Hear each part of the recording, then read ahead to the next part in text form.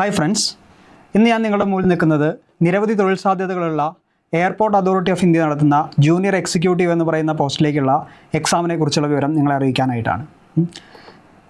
ഈ ഒരു പോസ്റ്റിൻ്റെ പ്രത്യേകത എന്ന് പറയുന്നത് എയർപോർട്ടിലാണ് നമുക്ക് ജോലി ഉണ്ടാവുക. വളരെ എന്താ പറയുക, വൈറ്റ് കോളർ ജോബ് എന്ന് വേണമെങ്കിൽ പറയാവുന്ന പോസ്റ്റുകളാണ് ഇതിൽ വരുന്നത്. പൈലറ്റുമായിട്ടുള്ള കമ്മ്യൂണിക്കേഷൻ എന്ന് തുടങ്ങിയിട്ടുള്ള കാര്യങ്ങളാണ് ഈ ജോബിൻ്റെ പ്രധാനപ്പെട്ട ഒരു റോൾ എന്ന് പറയുന്നത്.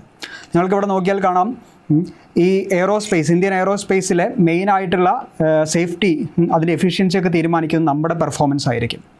സോ ഹൈലി കോമ്പറ്റീറ്റീവ് ആയിട്ടുള്ള, ഹൈലി പേയിങ് ആയിട്ടുള്ള വൈറ്റ് കോളർ ജോബ് തന്നെയാണ് എയർപോർട്ട് അതോറിറ്റി ഓഫ് ഇന്ത്യ നടത്തുന്ന ജൂനിയർ എക്സിക്യൂട്ടീവ് പോസ്റ്റ് എന്ന് പറയുന്നത്.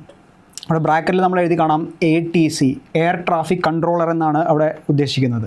ഓക്കെ, അപ്പോൾ നമ്മൾക്ക് ഒരു ഫ്ലൈറ്റ് ലാൻഡ് ചെയ്യണമെങ്കിൽ അടക്കം നമ്മൾ എയർ ട്രാഫിക് കൺട്രോളറുമായിട്ടുള്ള പൈലറ്റിൻ്റെ കമ്മ്യൂണിക്കേഷൻസ് വഴിയാണ് ഇത് മുഴുവൻ സാധ്യമാകുന്നത്. അപ്പോൾ ആ ഒരു പോസ്റ്റിലേക്കുള്ള എക്സാം ഈ അടുത്ത് തന്നെ നമ്മൾ അതിൻ്റെ നോട്ടിഫിക്കേഷൻ പ്രതീക്ഷിക്കുന്നുണ്ട്. അപ്പോൾ അതിനെക്കുറിച്ചുള്ള വിവരങ്ങൾ നിങ്ങളെ അറിയിക്കാനായിട്ടാണ് ഈ വീഡിയോ നമ്മൾ ചെയ്യുന്നത്. ഇതിൻ്റെ ഒരു സാലറി സ്ട്രക്ചർ എന്ന് പറയുന്നത് നമുക്ക് പേ സ്കെയിൽ നോക്കിക്കഴിഞ്ഞാൽ കാണാം 40,000 to 140 ആണ് നമുക്ക് വരുന്നത്. ഇതതിൻ്റെ ബേസിക് പേ ആണ്. നമുക്ക് പറയുമ്പോൾ ഇതിൽ നിങ്ങൾക്ക് കാണാം അപ്രോക്സിമേറ്റ്ലി നമുക്ക് കാണുന്നത് 30 lakhs per annum വരെ നമുക്ക് കിട്ടാവുന്നതാണ്. ഇതിൻ്റെ DA, HRA, മെഡിക്കൽ ബെനിഫിറ്റ്സ് അങ്ങനെയുള്ള കുറേ കാര്യങ്ങൾ ഉള്ളതാണ് ഈ ഒരു പോസ്റ്റ് എന്ന് പറയുന്നത്. ഇന്ത്യയിലെ തന്നെ മിനിരത്ന കമ്പനികളിലായിട്ട് പെടുന്നതാണ് ഗവൺമെൻറ് അണ്ടർടേക്കിങ്ങിൽ വരുന്ന, പബ്ലിക് സെക്ടർ അണ്ടർടേക്കിങ്ങിൽ വരുന്ന എയർപോർട്ട് അതോറിറ്റി ഓഫ് ഇന്ത്യ. അതുകൊണ്ട് തന്നെ ഈ പോസ്റ്റിന് വളരെയധികം ഇമ്പോർട്ടൻസ് നമ്മുടെ നാട്ടിലുണ്ട്. എസ്പെഷ്യലി നമ്മൾ ഈ കാര്യത്തിലൊന്ന് ശ്രദ്ധിച്ചിട്ടുള്ളത്, കേരളത്തിൽ നിന്ന് ഇതിൽ അപ്ലിക്കേഷൻസ് പൊതുവെ കുറവാണെന്നുള്ളതാണ്. എന്നാൽ കേരളത്തിൽ ധാരാളം എക്സാമിനേഷൻ സെൻറ്റേഴ്സുമുള്ള പോസ്റ്റ് തന്നെയാണ് ഈ air traffic authority of India നടത്തുന്ന ATC എന്ന് പറയുന്ന പോസ്റ്റിലേക്കുള്ള എക്സാമിനേഷൻസ്. ഇതിൻ്റെ educational qualifications and age requirements ആണ് നമ്മളിവിടെ ഒന്ന് കാണിക്കുന്നത്.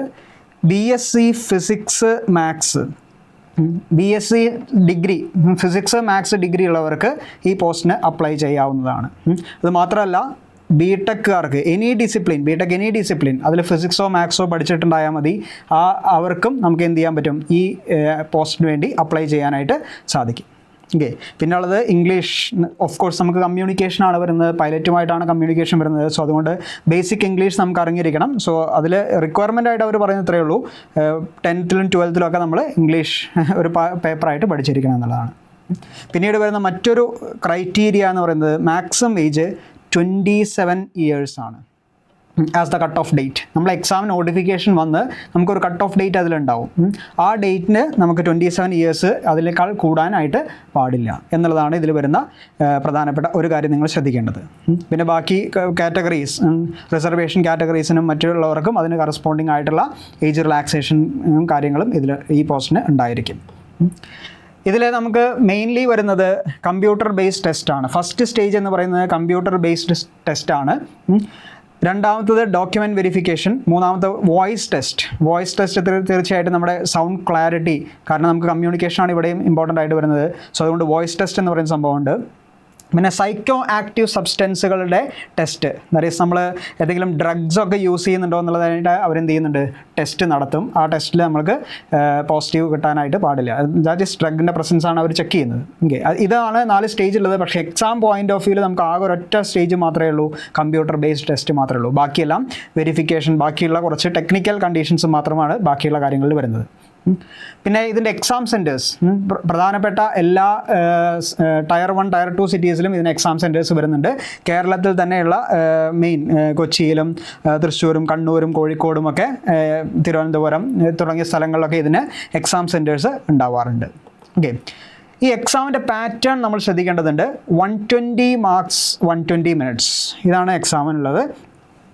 120 മിനിറ്റാണ് എക്സാം ടൈം. 120 questions 120 marks ആണ് വരിക. വളരെ ഇമ്പോർട്ടൻ്റ് ആയിട്ടുള്ള കാര്യം, there is no negative marking എന്നുള്ളതാണ്. ഈ എക്സാമിന് യാതൊരു വിധത്തിലുള്ള നെഗറ്റീവ് മാർക്കിങ്ങും ഇല്ല. സോ ഇതൊരു അഡ്വാൻറ്റേജ് ആണ്. അറ്റ് ദ സെയിം ടൈം നമുക്കിതിൽ ശ്രദ്ധിക്കേണ്ട ഒരു കാര്യം, ഇതിൻ്റെ കട്ട് ഓഫ് നോർമലി 100ൻ്റെ മുകളിലേക്ക് വരാറുണ്ട്. കട്ട് ഓഫ് ഇതിൻ്റെ മുകളിലേക്ക് 100ലേക്ക് വരാറുണ്ട്. കാരണം നെഗറ്റീവ് മാർക്കില്ല എന്നുള്ളത് കൊണ്ട് തന്നെ നമുക്ക് ധാരാളം എല്ലാവരും എന്ന് പറയുന്ന പോലെ എല്ലാം പോയി ആൻസർ ചെയ്യാവുന്നതാണ്, ചെയ്യുന്നതുമാണ്. രണ്ട് പാർട്ടായിട്ടാണ് ഈ എക്സാം വരുന്നത്. ഒറ്റ എക്സാമിൽ തന്നെയാണ് 2 hours എക്സാമിലാണ് വരുന്നത്. അതിൽ രണ്ട് പാർട്ടായിട്ടാണ് വരുന്നത്. പാർട്ട് എ എന്ന് പറയുന്നത് കംപ്ലീറ്റ്ലി നോൺ ടെക്നിക്കൽ ആയിട്ടുള്ള കണ്ടീഷൻസ് ആണ്. ജനറലി ഇംഗ്ലീഷ്, റീസണിങ്, നമ്മൾ ക്വാണ്ടിറ്റേറ്റീവ് ആപ്റ്റിറ്റ്യൂഡ്, ജനറൽ നോളജ് തുടങ്ങിയിട്ടുള്ള പാർട്ടാണ് ഈ ഒരു സെക്ഷനിൽ വരുന്നത്. Okay, 20 English questions, 15 reasoning, 15 quantitative aptitude and GK general നോളേജിൻ്റെ 10 ക്വസ്റ്റ്യൻസും വരുന്നുണ്ട്. ഇത് 60 മാർക്സിന് വരുന്നതാണ്. That is purely non technical. അത് കഴിഞ്ഞിട്ട് വരുന്നതാണ് ടെക്നിക്കൽ പാർട്ടായിട്ട് physics and maths 30 questions each ആണ് വരുന്നത്. അധികവും +2 ബേസ്ഡ് ക്വസ്റ്റ്യൻസ് ആണ് നമുക്ക് വരിക. കുറച്ച് അഡീഷണൽ ആയിട്ട് നമ്മൾ +2 ഉപയോഗിക്കുന്നതിനേക്കാൾ കുറച്ച് അഡീഷണൽ ആയിട്ട് ചില കാര്യങ്ങൾ ഡിഗ്രി ക്വാളിഫിക്കേഷൻ ചോദിക്കുന്ന പോസ്റ്റാണ്. അപ്പോൾ ആ ഡിഗ്രി ലെവലിലുള്ള കുറച്ച് കാര്യങ്ങളും കൂടെ നമുക്ക് ഇതിൽ അറിഞ്ഞിരിക്കണം. 30 ഫിസിക്സ് ക്വസ്റ്റ്യൻസിൻ്റെയും 30 മാത്സിൻ്റെ ക്വസ്റ്റ്യൻസുമാണ് ഇതിലുണ്ടാവുക. ഇതാണ് മെയിനായിട്ട് ഇതിൽ നമുക്ക് ശ്രദ്ധിക്കേണ്ട രണ്ട് കാര്യങ്ങൾ. പാർട്ട് എയും പാർട്ട് ബിയും രണ്ടും ഒറ്റ എക്സാമിൽ തന്നെയാണ്, 2 മണിക്കൂറിനുള്ളിൽ കണ്ടിന്യൂസ് ആയിട്ട് നടക്കുന്ന എക്സാമിൽ തന്നെയാണ് ഇത് രണ്ടും നടക്കുന്നത്. ഇത്രയും കാര്യങ്ങളാണ് നമുക്ക് ഈ പോസ്റ്റിനെ കുറിച്ചും ഇതിനെക്കുറിച്ചും നിങ്ങളോട് പറയാനായിട്ടുള്ളത്. അപ്പോൾ ഇതിൽ നോൺ ടെക്നിക്കലിൻ്റെ ബാച്ചായിട്ടും ടെക്നിക്കൽ സെക്ഷൻസിന് ഒരു അഡീഷണൽ ബാച്ചായിട്ടും നമ്മളുടെ ഒരു കോഴ്സുകൾ നടത്തുന്നുണ്ട്. അപ്പോൾ അതിൻ്റെ കാര്യങ്ങൾക്കായിട്ട് നിങ്ങൾക്ക് ഈ താഴെ കാണുന്ന നമ്പറിൽ കോൺടാക്റ്റ് ചെയ്യാവുന്നതാണ്. Okay, thank you.